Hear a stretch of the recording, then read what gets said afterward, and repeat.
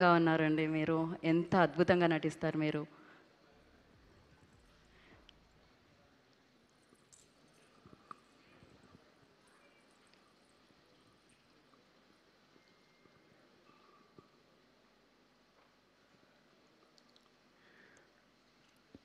యదా యదా హి ధర్మస్య గ్లానిర్భవతి భారత అభ్యుత్థానమధర్మస్య తదాత్మానం సృజామ్యహం పరిత్రాణాయ సాధూనాం వినాశాయ చ దుష్కృతాం ధర్మ సంస్థాపనార్థాయ సంభవామి యుగే యుగే.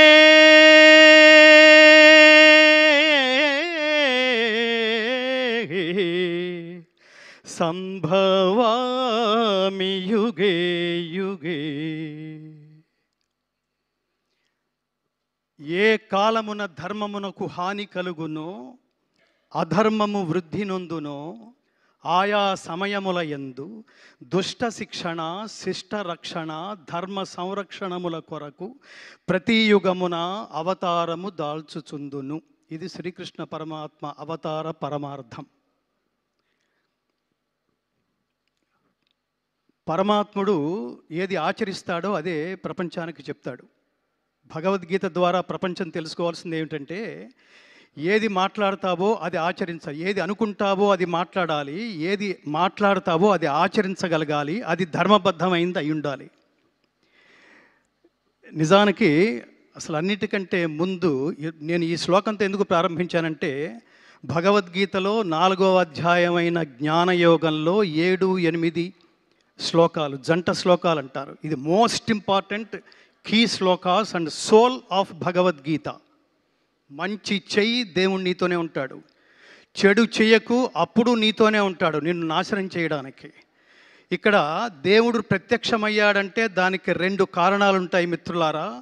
ఒకటి నిన్ను మార్చడానికి లేదా హతమార్చడానికి, అప్పుడు మాత్రమే వస్తాడు. ధర్మానికి ఖచ్చితంగా ఇవాళ కాంటెంపరీ భారతదేశంలో ఎంత అభద్రత నెలకొందో మనందరికీ తెలుస్తోంది అనేక సంఘటనల ద్వారా. అలాంటి సమయంలో ఖచ్చితంగా సినిమా అనే ఒక 11వ అవతారం ద్వారా మాత్రమే ప్రపంచాన్ని మార్చడానికి పరమాత్మ ఖచ్చితంగా 3 ఎంచుకున్నాడు మిత్రులారా. 3 ఎంచుకున్నాడు. ఇది ప్లాన్, ఇందాక మిత్రుడు ఎవరో అన్నారు, ఇది ప్లాన్ చేస్తే, మనం లౌకికంగా ప్లాన్ చేస్తే డబ్బు వస్తుంది లేదా ఫలితం వస్తుంది.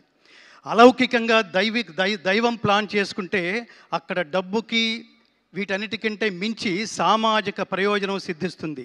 ఇన్ని సంవత్సరాల సినిమా ఇండస్ట్రీలో ప్రతి ఒక్క ప్రేక్షకుడు చూసి గర్వపడి తరించాము అనే శబ్దంతో బయటకు వచ్చిన రేరెస్ట్ సినిమా అఖండ 2. అఖండ 2 అంటే ద్వితీయం.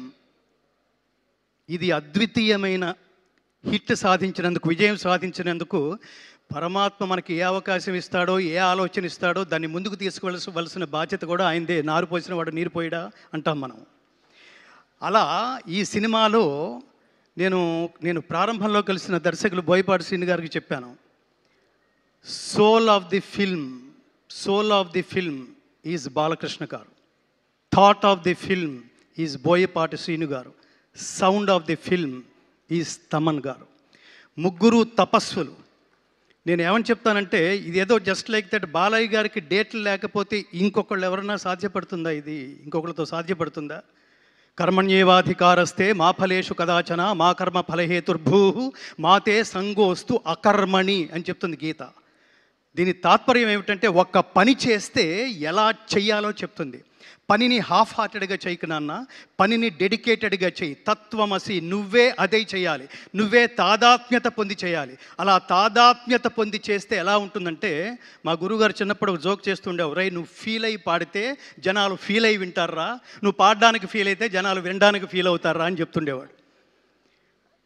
ఈ సినిమాని ఇందాక మిత్రుడు ఎవరో ఉన్నారు, ఆవాహన, చాలా గొప్ప మాట అది. ఆవాహన, తపస్సు, పూర్వజన్మ సుకృతం, పుణ్యం, భాగ్యం, సుకృతం, ఇన్ని లేకపోతే అసలు ఈ త్రిమూర్తులు కలిసే అవకాశం లేదు మిత్రులారా. ఈ ఈ ఈ వేదిక నుంచి నేను ఈ ముగ్గురికి ఒక టైటిల్ ఇస్తున్నాను. మహాత్మా బోయపాటి శ్రీను గారు, మహాత్మా బాలకృష్ణ గారు, మహాత్మా సంగీత దర్శకులు తమ్మన్ గారు. ఎందుకు మహాత్మాని సంబోధిస్తున్నానంటే ఊరికే లౌకికమైన జన్మ ఎత్తితే అది చిన్న విషయం కాదు మిత్రులారా. కారణ జన్మ లేకపోతే ఇది థాట్ కూడా రాదు, మనకి ఈ థాట్ కూడా రాదు.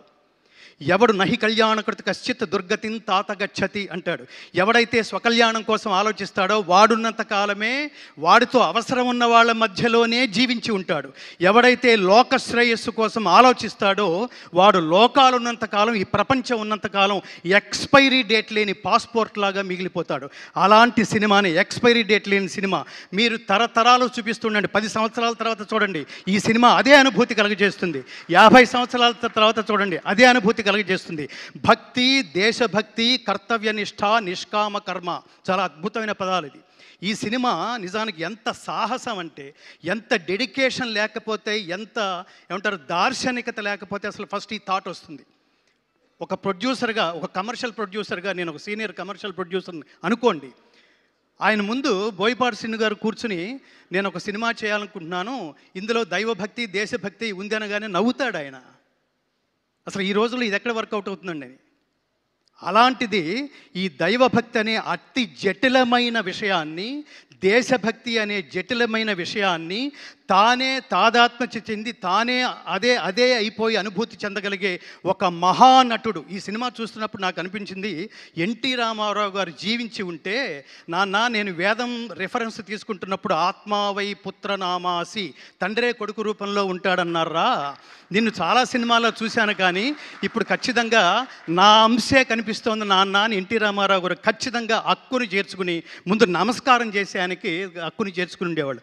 అంత అద్వితీయంగా అసమాన ప్రతిభను సృష్టించి, తర్వాత కర్మ అనే దానికి ఇంకొకటి ఏమిటంటే, ఒక కర్మ అంటే పెద్ద పదం ఏం కాదు, కర్మ అంటే పని, కర్మ అంటే వర్క్, కర్మ అంటే నీ డ్యూటీ. ఈ పని చేస్తున్నప్పుడు బాగా గుర్తుపెట్టుకోండి మిత్రులారా, అది ఒక్క మనిషికి మాత్రమే కాదు, ప్రపంచంలో ఎవరు ఏ సబ్జెక్ట్ తీసుకున్నా దాంతో తాదాత్మ్యత చెంది చూసేవాళ్ళు వీడు దీనికోసమే పుట్టాడురా అనిపించే అనుభూతి కలిగించేట్టు చేయాలి మిత్రులారా. First point. కొంతకాలం తర్వాత ఎవడూ శాశ్వతం కాదు, నేల రాలిపోతాం మనం. నేల రాలిపోయినప్పుడు మనల్ని దర్శించడానికి వచ్చిన వాళ్ళు కూడా పడిపోయిన ఆ శరీరం దగ్గర వీడు దీనికోసమే పుట్టాడురా, there is no replacement for this greatest personality అని అనిపించుకోవాలి. ఈ చిత్రానికి సంబంధించి బాలకృష్ణ గారు కాకపోతే అసలు ఎన్నెన్ని గొప్ప అటు కమర్షియల్గా ఆ గొప్ప డైలాగులు రాశారు ఆయన.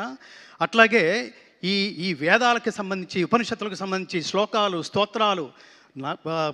రామారావు గారు మహావీర హంవీర హేమాద్రి ధీర ధరాజాత సౌమిత్రి సంవేశితాత్మ మహాత్మా ఆంజనేయ అని పాండవ వనవాసంలో ఆయన అన్న డైలాగు నాకు గుర్తొచ్చింది. ఎంత అద్భుతమైన, బాలకృష్ణ గారికి ఈ సందర్భంలో ఒక కాంప్లిమెంట్ ఇవ్వాలి. డైలాగు అన్ని గాత్రాల మీద, గాత్రం అంటే శరీరం, గాత్రం అంటే గొంతు, అన్ని శరీరాల మీద పండది మిత్రులారా. ఇది నేను తపస్సులో నుంచి మాట్లాడుతున్న మాట. నాకు కనుక నేను కొన్ని దశాబ్దాలుగా కేవలం భగవద్గీత స్వార్థరహిత ఉత్తమ సమాజం కోసం, సమాజ నిర్మాణం కోసం భగవద్గీత ప్రచారమే ధ్యేయంగా నడుస్తున్న నా తపస్సులో ఎంతో కొంత శక్తి కనుక లభించుంటే ఆయనకి ద్విశతాయుష్మాన్ భవ అని ఆశీర్వదించాలనిపిస్తుంది బాలకృష్ణ గారు. ఇందులో ముఖ్యంగా కేసరినందన దానవ భంజన రుద్ర సముద్భవ తేజో విరాజత గదాదండ మండిత హనుమా నమోన్నమః అని అతన్ని గదతో ఒక తాడనం చేసి నరకలోక దర్శన ప్రాప్తిరస్తు అంటున్నప్పుడు థియేటర్లో ప్రతి ఐటమ్కి, ప్రతి యాక్షన్ సీన్కి నేను థియేటర్లో ఒక పారవస్యం చూశాను మిత్రులారా. కమర్షియల్ డైలాగులకి, కమర్షియల్ పాటలకి థియేటర్లో లేచి చప్పట్లు కొట్టడం, డ్యాన్సులు చేయడం చూశాను. కానీ బాలకృష్ణ గారు అట్లా దుర్మార్గుల్ని త్రిశూలం మెడ చుట్టూ తిప్పుకుంటూ ఒక్కొక్కడిని నరుక్కుంటూ వెళుతున్నప్పుడు, దానవ సంహారం చేస్తున్నప్పుడు థియేటర్లో పూనకాలు రావడం నేను ప్రత్యక్షంగా చూశాను మిత్రులారా. అది ఆ మహానుభావుడి నటనా వైదుష్యం. దీనికి నేను హృదయపూర్వకంగా కృతజ్ఞతలు తెలియజేస్తున్నా. ఇందులో ఉన్న 2 కళ్ళు లాంటి ప్రధానమైన అంశాలు, ఒకటి దైవభక్తి, 2 దేశభక్తి. ఈ సందర్భంగా ఈ కెమెరాల ముందు నుంచి నేను ప్రపంచానికి ఒకటి చెప్పాలనుకుంటున్నా. ఈ జనరేషన్లో తల్లిదండ్రులకి పిల్లలకి చాలా గ్యాప్ ఉంది మిత్రులారా. అసలు వాట్ ఈ సనాతన ధర్మం అంటే తెలియదు. ధర్మం అనే పదానికి అసలు అర్థమే తెలియదు. ప్రతివాడు ఉదయం 7 గంటలకు లేచి సాయంత్రం ఇంటికి 11 గంటలకు చేరుకునేంత వరకు నా జేబెంత నిండిందని మాత్రమే ఆలోచిస్తున్నారు తప్ప ఈ దేశంలో పుట్టినందుకు వాట్ నెక్స్ట్, నేనేం చెయ్యాలి, నా కంట్రిబ్యూషన్ ఏమిటి. ఇవాళ నేను హ్యాట్స్ ఆఫ్ అని ఈ ముగ్గురికి చెప్తుంది ఏంటంటే, ఈ సినిమాని డబ్బు కోసం, సినిమా తర్వాత వచ్చే ఆదాయం కోసం, హిట్ కోసం, ఆ శబ్దం వినడం కోసం చేయలేదు మిత్రులారా. ఈ దేశంలో పుట్టినందుకు ఈ దేశం రుణం తీర్చుకోవడం కోసం this is the greatest contribution ever from the cinema film industry. అంతటి గొప్ప సినిమా. ఈ గొప్ప సినిమాని నేను ఈ వేదిక నుంచి ప్రజాబాహుళ్యానికి ఆల్రెడీ థియేటర్కి వెళ్ళిన వాళ్ళందరూ వాళ్ళు అత్యద్భుతంగా ఒక గొప్ప అనుభూతితో, నిజానికి నాతో పాటు నాకు ఆ రోజు బోయపాటి శ్రీను గారు పిలిచి మీరు ఎంతమందిని అయినా తీసుకురండి గురువు గారు అంటే నేను 15 మందిని తీసుకెళ్ళా. ఈ 15 మందిలో రకరకాల వాళ్ళు ఉన్నారు. నా జర్నలిస్ట్ బుద్ధితో ఆ 15 మందిని తీసుకెళ్ళా. ఇందులో ఆర్టిస్టులు ఉన్నారు, ఇందులో డ్రైవర్స్ ఉన్నారు, ఇందులో నా భార్య ఉంది, డాక్టర్స్ ఉన్నారు. సినిమా అంతా అయిపోయిన తర్వాత ఈ అనుభూతి నా ఒక్కడిదేనా, వీళ్ళది కూడానా, వీళ్ళేం చెప్తారు అని అడిగినప్పుడు అందులో ఒక ఆర్టిస్ట్ సీతాకాంత్ ఇక్కడ ఎక్కడన్నా ఉన్నారా, నిలబడండి స్వామి, is a great artist from film industry. అతను సినిమా చూస్తూ ఇది విమర్శనాత్మకంగా చూస్తున్నాడు, ఎక్కడ కనెక్ట్ కాగలనా అని. సినిమా మొత్తం మీద కొన్ని 100 సార్లు లేచి నేను ఒక్కడిని చప్పట్లు కొడితే బాగుండదేమో అనుకోవట్లేదు. అతను కొన్ని 100 సార్లు చప్పట్లు కొడుతూనే ఉన్నాడు. ఎమోషన్ అది. అలాగే డాక్టర్, మీరు ముందుకు రండి స్వామి, మిమ్మల్ని కూడా పరిచయం చేయాలి. ఆయన కామినేని హాస్పిటల్స్లో very senior most doctor. Corona టైంలో కొన్ని వేల మందికి ఉచితంగా వైద్య సేవలు అందించిన మహానుభావుడు ఆయన సినిమా అంతా అయిపోయిన తర్వాత డాక్టర్ గారు మీకు ఎలా ఉంది, ఎలా ఫీల్ అయ్యారు అంటే ఆయన ఏమన్నాడంటే, నేను చాలా ఫీల్ అయ్యాను గంగాధర్ శాస్త్రి గారు అన్నాడు. చాలా ఫీల్ అయ్యానంటే ఏం ఫీల్ అయ్యారు అంటే, నేను ఫ్యామిలీతో రానందుకు ఫీల్ అయ్యాను గురువు గారు అని కళ్ళు తుడుచుకుంటున్నాడు ఆయన. దీన్ని బట్టి మనం ప్రపంచం అర్థం చేసుకోవాల్సింది ఏమిటంటే, ఈ డేటింగ్లు రేటింగ్లతో సంబంధం లేకుండా దైవభక్తి కావాలనుకుంటున్నారా, మీలో దైవభక్తిని జాగృతం చేయాలనుకుంటున్నారా, ఈ సినిమా ఖచ్చితంగా చూడండి, మీ స్నేహితులందరికీ చూపించండి. దేశభక్తి అంటే ఏమిటో తెలుసుకోవాలనుకుంటున్నారా, కంట్రిబ్యూషన్ అంటే ఏమిటో తెలుసుకోవాలనుకుంటున్నారా, ఖచ్చితంగా మీరు మీ బిడ్డలతో కలిపి ఈ సినిమా చూడండి. కుటుంబ సమేతంగా చూడవలసిన సినిమా. సనాతన ధర్మం అంటే అర్థం ఏమిటంటే, సనాతనం అంటే నిత్యమైనది, శాశ్వతమైనది అని అర్థం. శాశ్వతమైన నహన్యతే హన్యమానే శరీరే అంటుంది గీత. శాశ్వతమైన ఈ సనాతన ధర్మాన్ని ఎవడు ఏమీ చేయలేడు, ఎవడు దీన్ని నాశనం చేయలేడు. కానీ తగిన సందర్భాల్లో ఈ ధర్మాన్ని కాపాడుకోవడం కోసం పరమాత్మ ఎంచుకున్న వ్యక్తి, వీళ్ళ థాట్స్లోంచి వచ్చింది కాదు, పరమాత్మ ఎంచుకుని ఉండకపోతే ఒక బోయపాటి శ్రీను ఈ వేదిక నుంచి ఇంత గొప్ప సినిమాని ఆవిష్కృతం చేసే అవకాశం లేదు. దీన్ని ఇంత తపస్విగా, అసలు అన్ని శరీరాల మీద నుంచి మనం ఎన్నో సినిమాలు చూసుంటాం, ఎందరో కొన్ని గెటప్స్ వేసుకోవడం కూడా చూసుంటాం. ఒక గెటప్ ఒక గాత్రానికి అమరిందంటే స్వామి, మిమ్మల్ని బాలయ్య గారని ఎవరన్నా అంటే చాలా చిన్న పదంలాగా అనిపిస్తుంది. ఈ సినిమా తర్వాత నుంచి కృష్ణస్వామి అని పిలవండి. కృష్ణ శబ్దం అనేది మంత్రతుల్యమైంది, చాలా పవర్ఫుల్. కృష్ణుడి మంత్రం అనేది, కృష్ణుడి శబ్దం అనేది. బాలకృష్ణ స్వామి ఆయన దీనికోసమే పుట్టారు. ఈ సమయంలో ఎప్పుడు ఏది ఇవ్వాలో, నాకు ఇంగ్లీష్లో ఒక నోషన్ ఉంది, God gives you what you deserve, not what you Dzire. దేవుడు కోరికని బట్టి ఇవ్వడు, అర్హతను బట్టి ఇస్తాడు. ఖచ్చితంగా తమన్ గారికి కానీ, బాలకృష్ణ గారికి కానీ, బోయపాటి శ్రీను గారికి కానీ, ఆ పక్కనే కూర్చున్న మహాత్ముడు దిల్ రాజు గారు, ఇంతమంది సమక్షంలో ఇవాళ అఖండ విజయం సాధించిన ఈ సినిమా మామూలు విజయం కాదు, ఇది అఖండ విజయం, శాశ్వతంగా ఉండిపోతుంది. మీరు లౌకికంగా చప్పట్లు కొట్టి అరిస్తే అది కమర్షియల్ సినిమా అవుతుంది. లోపలే మీరు ఒక తపస్సు, ఒక దైవాన్ని, ఒక దేవుణ్ణి, ఒక దేవాలయానికి వెళ్ళిన అనుభూతి మీరు పొందుతున్నారు అంటే అది కమర్షియాలిటీకి సంబంధించింది కాదు మిత్రులారా. దానికి అవతల ఎక్కడో ఆ హైట్స్లో ఈ సినిమా రీచ్ అయింది. అందుకని ఈ వేదిక నుంచి నేను చేతులు జోడించి నమస్కరిస్తూ, ప్రతి సనాతన ధర్మ బంధువు ఈ దేశంలో, ముఖ్యంగా విహెచ్పి వాళ్ళు కానీ, మీరు భారతీయ జనతా పార్టీ అంటారా వాళ్ళు చూడండి, తెలుగుదేశం పార్టీ అంటారా వాళ్ళు చూడండి, వీటన్నిటికంటే అతీతమైంది విశ్వ హిందూ పరిషత్ వాళ్ళ చూడండి, స్వామీజీలా చూడండి.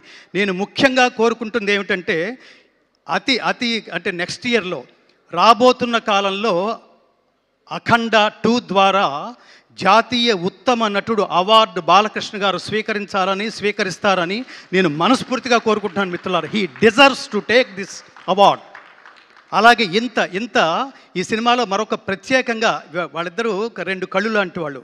మూడవ కన్ను ఆత్మ లాంటి వాడు తమన్. మీరు ఒక్కసారి గట్టిగా చప్పట్లు కొట్టండి. ఎందుకంటున్నానంటే సినిమాలో ప్రతి ఆర్టిస్ట్ది ఆ కాస్త భాగమే ఉంటుంది. తర్వాత సీన్లో అతను ఉండొచ్చు, ఉండకపోవచ్చు. కానీ ప్రతి సీన్కి కనెక్ట్ అయ్యే వాళ్ళు ఎవరో తెలుసా అండి? 24 క్రాఫ్ట్స్లో డైరెక్టరు, సంగీత దర్శకుడు. తమన్ గారు ఎంత మీరు తపస్వి. మీరు ఏంటంటే ఇందులో శివుడు లయకారకుడు, మీరు లయకారకుడు, మీరు నిలయ విద్వాంసుడు, లయ విద్వాంసుడు. ఆ రిథమ్స్ కానీ అసలు ఆ సినిమాని, ఆ సీన్స్ని, దాని ఆత్మని ఎలివేట్ చేయడానికి మీరు చేసిన తపస్సుకి మీకంటే నేను పెద్దవాడిని అయినా కూడా మిమ్మల్ని కౌగిలించుకుని చేతులు జోడించి నమస్కరిస్తూ ఆయుష్మాన్ భవ, ఆయుష్మాన్ భవ, ఆయుష్మాన్ భవ. నా ప్రధానమైన కోరిక